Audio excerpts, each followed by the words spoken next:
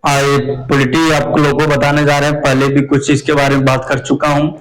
Polity के बारे में बता दिए थे, जिसमें से सूची पढ़ाए थे। टोटल 12 सूची में 6 सूची आप लोगों को बता चुके हैं। सूची 1 बता दिए थे, जिसमें से बताए थे भारत राज्यों का संघ अर्थात यूनियन है।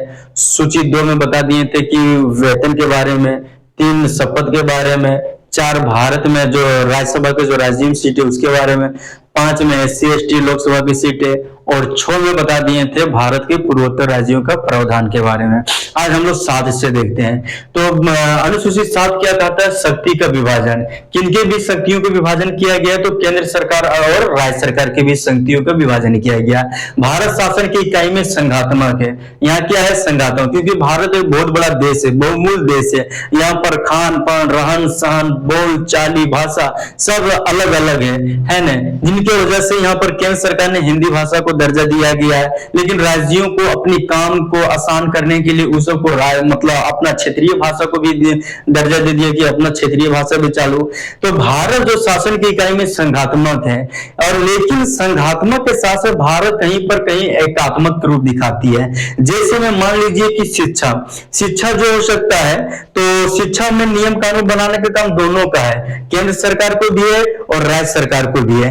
लेकिन अगर शिक्षा में कहीं कुछ बदलाव किया जाए तो सिर्फ एक ही सरकार कर सकती है, तो ओनली तो केंद्र सरकार। मतलब इससे पता चलता है कि भारत संघात्मक के साथ साथ हल्का एकात्मक को भी दिखाती है।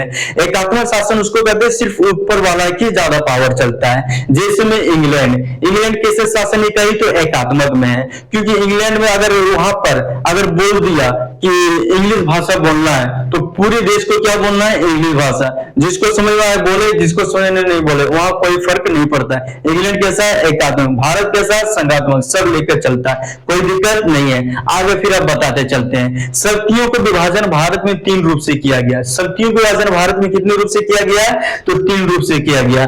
पहला है संघ सूची, दूसरा है राज्य सूची, और तीसरा का नाम है समवर्ती सूची। अवशिष्ट सूची आगे अलग से बता देंगे, लेकिन सूचियों को निष्ठ 3 ठो है। पहला है संघ सूची। संघ सूची में जो कानून को बनाएगी, जो नियम को बनाएगी, चेंज करना, लागू करना, ये सारा टोटल जिम्मा सिर्फ केंद्र सरकार को ही हो सकती है। जैसे में संघ सूची के विषय में क्या क्या आ सकता है? तो रेलवे हो सकता है, एयरपोर्ट हो सकता है, सेना वगैरह इत्यादि ये सब हो सकता है। टोटल संघ सूची में कितना सूचियां शामिल है? तो 100। संघ सूची में कितना सूची शामिल है? 100 सूची शामिल है। दूसरा सूची का नाम है राज्य सूची। राज्य सूची में जो भी नियम कानून बनाना, चेंज करना, लागू करना, हटाना, घटाना, बढ़ाना, जो करना है वो कौन कर सकती है? तो राज्य सरकार कर सकती है ना। जैसे में पुलिस है, साफ सफाई, ग्रामीण बैंक इत्यादि। पहले जो राज्य सूची थी वो 66 थी। पहले की राज्य सूची की संख्या कितनी थी? 66। वर्तमान में घटकर अभी राज्य सूचियों की संख्या 61 हो चुका है। वर्तमान में राज्य सूचियों की संख्या कितना हो चुका है? 61 हो चुका है। आगे बात करेंगे समवर्ती सूची के बारे में। समवर्ती सूची में वह क्या कहा जाता है कि इसमें केंद्र सरकार प्लस राज्य सरकार दोनों मिलजुल के काम करेंगे, दोनों मिलजुल कर नियम कानून को बनाएंगे, उसी को कहा गया है समवर्ती सूची में। एग्जाम्पल में क्या हो सकता है? तो शिक्षा हो सकता है, अस्पताल हो सकता है, और बहुत सारी चीजें इत्यादि है ना। वर्तमान में अभी समवर्ती सूचियों की संख्या 52 है, लेकिन पहले इनकी संख्या 47 थी। 5 सूचियों को और आगे बढ़ाकर जोड़ा गया था। तो वर्तमान में अभी कितना है समवर्ती सूची? 52। वर्तमान में अभी राज्य सूची कितनी संख्या कितना है? तो 61। और वर्तमान में अभी संघ सूची की संख्या कितना है? तो 100 है। कोई दिक्कत नहीं है। संघ सूची को मैंने बहुत अच्छा से समझ लिए। इसमें नियम कानून बनाने का अगर जिम्मा तो केंद्र सरकार के। राज्य सूची को भी हम लोग समझ लिए। नियम कानून कौन बना सकती है? तो राज्य सरकार बना सकती है। समवर्ती सूची में नियम कानून कौन बना सकती है? तो दोनों, केंद्र प्लस राज्य, दोनों सरकार मिलकर नियम बना सकती है। इसका एग्जांपल ये सब हो सकता है। इसमें सूचियों की संख्या कितना है? तो 66 है। इसमें सूचियों की संख्या कितना है? तो 61 है। इसमें सूचियों की संख्या अभी कितना है? तो 52 है। पहले इसमें संख्या कितना था? 66 था। इसमें कितना था? 47। इसमें क्या हुआ? 66 पहले संख्या तो 66 से इसमें 5 घट गया, और इसमें 52 संख्या हो गई, तो पहले 47, तो 47 में 5 जोड़ दिया तो 52 हो गया था। लेकिन वर्तमान वाला याद रखना है, 52, 61 और 100। कोई दिक्कत नहीं। आगे बढ़ते चलते हैं, फिर बताते हैं। अवशिष्ट सूची जो है अलग से जोड़ा गया था। जब हमारे देश में 26 जनवरी 1950 को पूर्ण रूप से संविधान को लागू किया गया, तो संविधान के सूची की लिस्ट में एक पेज को छोड़ दिया गया। बोला कि अवशिष्ट सूची इसमें जोड़ा जाएगा। मतलब जो हमारे संविधान लागू होने के बाद जो नया अपडेट होगा, जो नया चीज लॉन्चिंग होगा, उस चीजों को इस पेज में जोड़ा जाएगा, उसी को कहा गया अवधि सूची। जैसे में हमारे नया नया अपडेट लॉन्चिंग क्या हो सकता है, व्हाट्सएप हुआ, यूट्यूब हुआ, फेसबुक हुआ, परमाणु हुआ, ये सारे चीजों को किस सूची में रखा गया, तो अवधि सूची में। अवधि सूची मतलब संविधान लागू होने पर जो नया नया चीजों को लागू किया उसमें किसमें रख दिया गया था, तो अवधि सूची में रख दिया गया था। कोई दिक्कत नहीं, हम लोग सूचियों के बारे में पूरे अच्छा से समझ चुके हैं। 7वां अनुसूची बारे में समझ चुके हैं। शक्ति का विभाजन, तीन रूप से शक्तियों का विभाजन किया गया है, संघ सूची, राज्य सूची, समूह। अलग से क्या है, अवधि सूची। इसमें नया नया लॉन्चिंग, नया नया टेक्नोलॉजी जो लॉन्च होगा उसको जोड़ा गया। आगे बताए जा सकते हैं 7वां सूची में, अनुसूची में किसी को कोई दिक्कत नहीं होगा। आगे बताएंगे 8वां सूची। आगे कौन सा अनुसूची बताएंगे, 8वां अनुसूची। 8वां अनुसूची क्या कहता है, भाषा। 8वां अनुसूची का कहना क्या है, भाषा। भाषाओं की संख्या देखते हैं। वर्तमान में भारत में 22 भाषा है। वर्तमान में भारत की भाषाओं की संख्या कितना है, 22 है। पहले भारत में भाषा 14 था। पहले भाषा कितना था, 14। नवीनतम भाषा ये हो सकता है, नवीनतम भाषा ये हो सकता है बोडो, डोगरी, मैथिली, संताली, ये नवीनतम भाषा है। तो पहले भाषाओं की संख्या 14 थी, जिसमें से 8 भाषा और बढ़ गया था। नवीनतम भाषा ये 4 भाषा हो सकती है। आगे बताया जा सकता है। अब भाषाओं को पहले हम समझेंगे कैसे कैसे भाषा। पहले ट्रिक से 7 भाषा निपटाएंगे। ट्रिक से हम कितना भाषा निपटाएंगे, तो 7। नमक, एक ट्रिक है नमक, एक ट्रिक है BDMS। एक ट्रिक है नमक, एक ट्रिक का नाम है BDMS। तो नमक से पहले निकालेंगे, ना से निकालेंगे नेपाली, ना से क्या लेंगे, ना से क्या लेंगे, नेपाली, मां से मणिपुरी, का से कोंकणी। यहाँ 3 भाषा निपटा के ये ट्रिक याद रखें, नमक BDMS, नमक BDMS। इसमें 7 भाषा को निकालेंगे।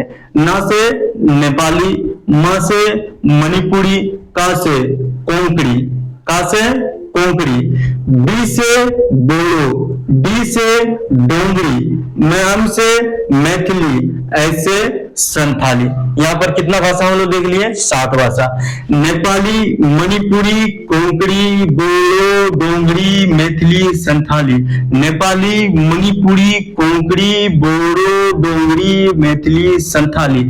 ये हम लोग 7 भाषा को निपटा चुके हैं। ट्रिक से ये होगा नमक BDMS, नमक BDMS से। अब यहाँ पर देखेंगे भाषा, भाषा के हिसाब से जो अभी हम लोग लैंग्वेज यूज करते हैं, जैसे हिंदी, संस्कृत, उर्दू।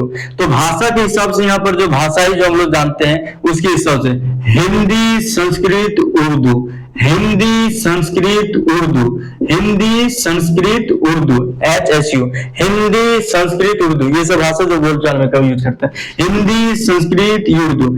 उसको फिर स्टेट भाषा के हिसाब से, स्टेट के हिसाब से कश्मीर के कश्मीरी, कश्मीर के कश्मीरी, सिंध के सिंधी, सिंध के सिंधी, पंजाब के पंजाबी, पंजाब के पंजाबी, बंगाल के बंगाली, बंगाल के बंगाली, उड़ीसा के उड़िया, उड़ीसा के उड़िया, असम के असमी, असम के असमी, गुजरात के गुजराती, महाराष्ट्र के मराठी।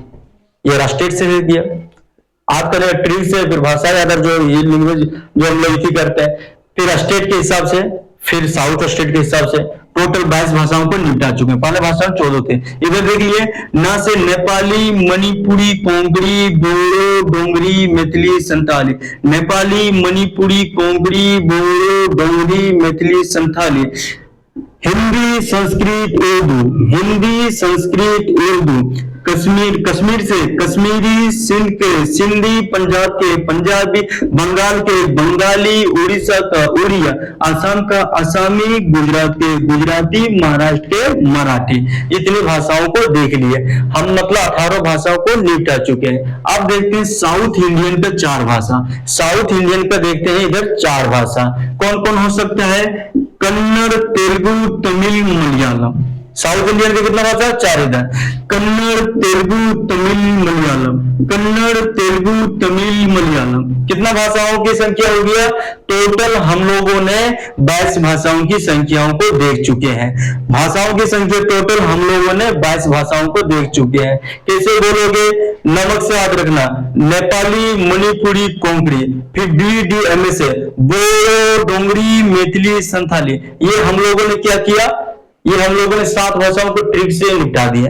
अब जो भाषा को जो यूज होता है इधर ज्यादा बोलचाल में, इसका देखते हैं। इसका 3 को देखेंगे, हिंदी, संस्कृत, उर्दू। इसमें कितना देखेंगे? 3 को, हिंदी, संस्कृत, उर्दू। ये हो गया कितना भाषाओं की संख्या? टोटल हो गया आपका 10 भाषाओं की संख्या। अब बच रहा है 12, जिसमें से हम 8 भाषा कैसे निपटाएंगे? स्टेट से। पहले ऊपर से जाएंगे कश्मीर से, कश्मीरी, सिंधी, फिर इधर आ जाओ पंजाब तरफ, पंजाबी, फिर इधर आ जाओ बंगाली, उड़िया, असमी, गुजराती, मराठी। कितना भाषा हो गया? 18। दक्षिण भारत आ जाते हैं, कन्नड़, तेलुगु, तमिल, मलयालम, कन्नड़, तेलुगु, तमिल, मलयालम। कितना भाषाओं की संख्या हो गया? टोटल 22 भाषाओं की संख्या आप लोगों को बढ़िया से समझ में आ गया होगा, कोई दिक्कत इसमें नहीं होगा। ट्री से 7 में निपटा जाएगा, बाकी ज्यादा यूज जो होता है 3 भाषा इसका हो जाएगा। स्टेट से हम 8 भाषा देख लेंगे, साउथ स्टेट का 4 भाषा देख लेंगे। टोटल हम लोगों ने 22 भाषाओं को आराम से निपटा सकते हैं, कोई दिक्कत नहीं होगा। 8वां अनुसूची को समझ में आ गया। 8वां अनुसूची क्या बोलता है? भाषा के बारे में बोलता है। पहले भाषाओं की संख्या 14 थी, अभी वर्तमान में भाषाओं की संख्या 22 हो चुका है। नवीनतम 4 भाषा ये बना, बोडो, डोंगरी, मैथिली, संथाली। अब हम लोग पढ़ेंगे अनुसूची 9। क्या पढ़ेंगे? अनुसूची 9 के बारे में।